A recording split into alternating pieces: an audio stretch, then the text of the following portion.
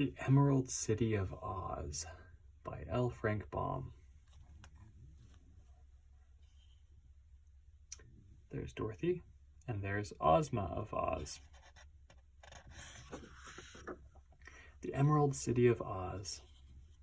Farewell, he says.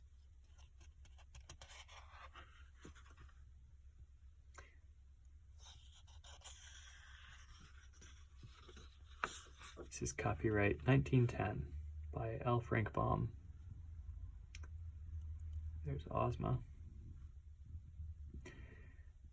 Perhaps I should admit on the title page that this book is by L. Frank Baum and his correspondence, for I have used many suggestions conveyed to me in letters from children.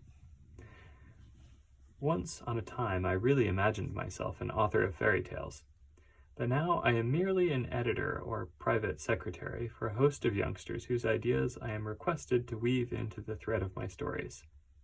These ideas are often clever.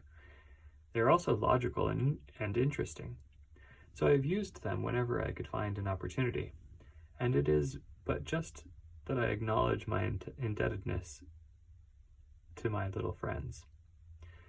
My, what imaginations these children have developed! Sometimes I am fairly astounded by their daring and genius. There will be no lack of fairy tale authors in the future, I am sure. My readers have told me what to do with Dorothy and Aunt Em and Uncle Henry, and I have obeyed their mandates. They have also given me a variety of subjects to write about in the future. Enough, in fact, to keep me busy for some time. I am very proud of this alliance. Children love these stories because children have helped to create them. My readers know what they want and realize that I try to please them. The result is very satisfactory to the publishers, to me, and I am quite sure to the children. I hope, my dears, it will be a long time before we are obliged to dissolve partnership. Coronado, 1910, L. Frank Baum.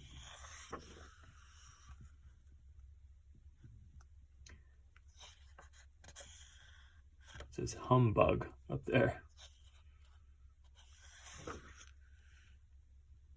Telegram, King Bunny. How the Gnome King Became Angry. Chapter 1. The Gnome King was in an angry mood, and at such times he was very disagreeable.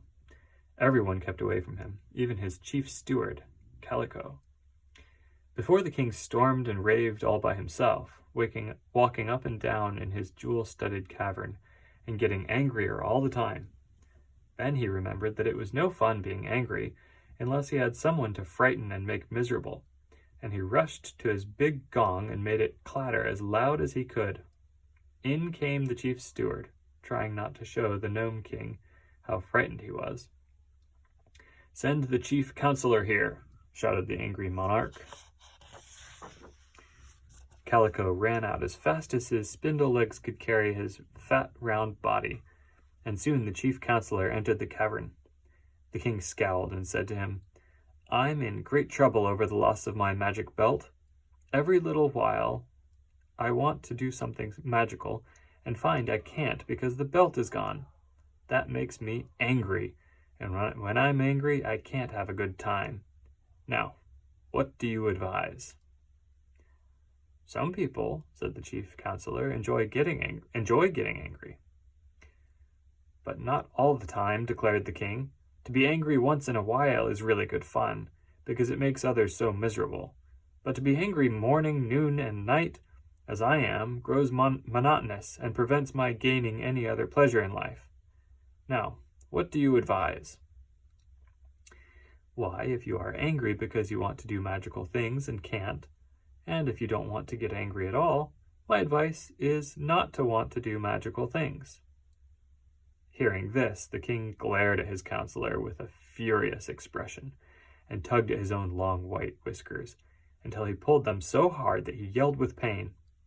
"You are a fool!" he exclaimed.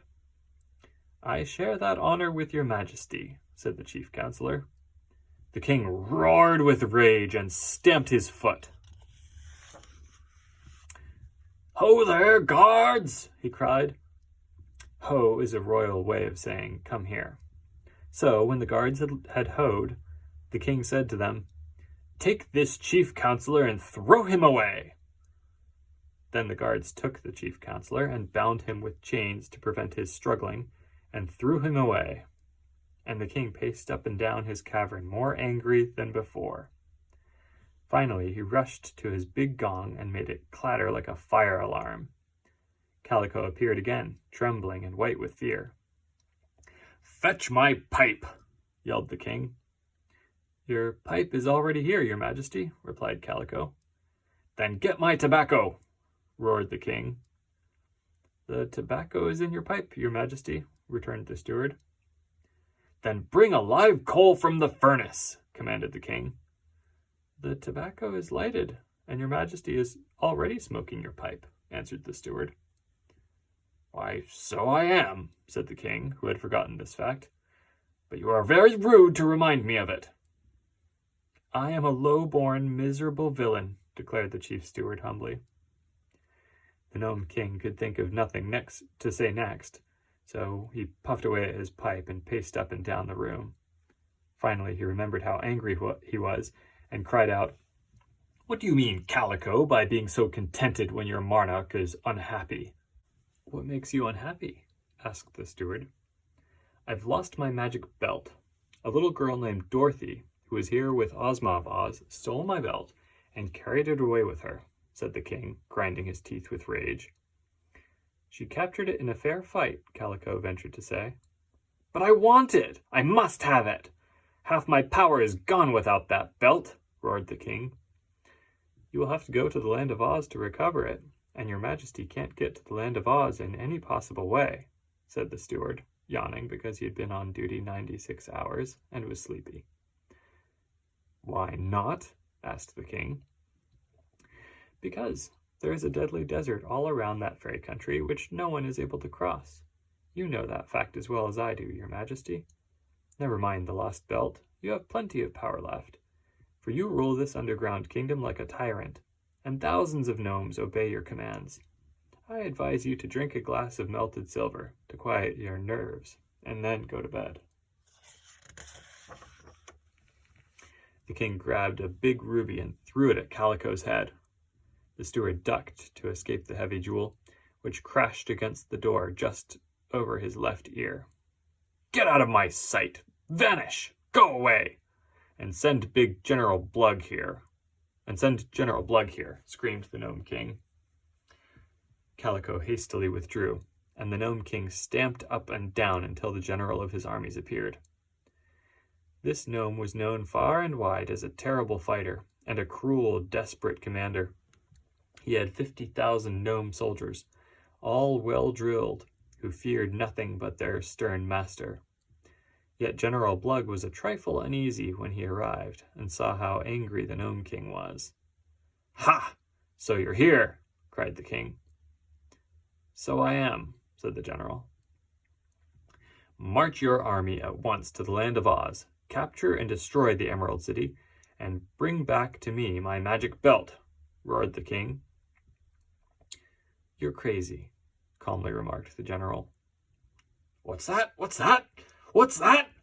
And the Gnome King danced around on his pointed toes, he was so enraged. You don't know what you're talking about, continued the general, seating himself on a large cut diamond. I advise you to stand in a corner and count 60 before you speak again. By that time you may be more sensible. The king looked around for something to throw at General Blug, but as nothing was handy, he began to consider that perhaps the man was right, and he had been talking foolishly. So he merely threw himself into the glittering throne and tipped his crown over his ear and curled his feet up under him and glared wickedly at Blug. In the first place, said the general, we cannot march across the deadly desert to the land of Oz. And if we could, the ruler of that country, Princess Ozma, has certain fairy powers that would render my army helpless. Had you not lost your magic belt, we might have had some chance of defeating Ozma, but the belt is gone. I want it! Screamed the king. I must have it! Well, then, let us try in a sensible way to get it, replied the general. The belt was captured by a little girl named Dorothy, who lives in Kansas in the United States of America. But she left it in the Emerald City with Ozma, declared the king. How do you know that? Asked the general. One of my spies, who is a blackbird, flew over the desert to the land of Oz and saw the magic belt in Ozma's palace, replied the king with a groan. Oh, now that gives me an idea, said General Blug thoughtfully. There are two ways to get to the land of Oz without traveling across the sandy desert. What are they? Demanded the king eagerly. One way is over the desert through the air, and the other way is under the desert through the earth. Hearing this, the Gnome King uttered a yell of joy and leaped from his throne to resume his wild walk up and down the cavern. That's it, Blug, he shouted. That's the idea, General. I'm king of the underworld, and my subjects are all miners. I'll make a secret tunnel under the desert to the land of Oz. Yes, right up to the Emerald City, and you will march your armies there and capture the whole country. Softly, softly, Your Majesty, don't go too fast, warned the general. My gnomes are good fighters, but they are not strong enough to conquer the Emerald City. Are you sure? Asked the king. Absolutely certain, Your Majesty. Then what am I to do? Give up the idea and mind your own business, advised the general. You have plenty to do trying to rule your underground kingdom. But I want that magic belt, and I'm going to have it, roared the Gnome King. I'd like to see you get it, replied the general, laughing maliciously. The king was by this time so exasperated that he picked up his scepter, which had a heavy ball made from a sapphire at the end of it, and threw it with all his force at General Blug. The sapphire hit the general upon his forehead and knocked him flat upon the ground, where he lay motionless. Then the king rang his gong and told his guards to drag out the general and throw him away, which they did. This Gnome King was named Rokat the Red, and no one loved him. He was a bad man and a powerful monarch, and he had resolved to destroy the land of Oz and its magnificent Emerald City, to enslave Princess Ozma and little Dorothy and all the Oz people, and recover his magic belt. This same belt had once enabled Rokat the Red to carry out many wicked plans, but that was before Ozma and her people marched to the underground cavern and captured it. The Gnome King could not forgive Dorothy or Princess Ozma, and he had determined to be revenged upon them. But they, for their part, did not know they had so dangerous an enemy. Indeed, Ozma and Dorothy had both almost forgotten that such a person as the Gnome King yet lived under the mountains of the land of Ev, which lay just across the deadly desert to the south of the land of Oz.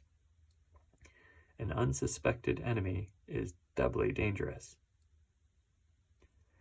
The next chapter is How Uncle Henry Got into Trouble, which we'll save for the next time. Good night.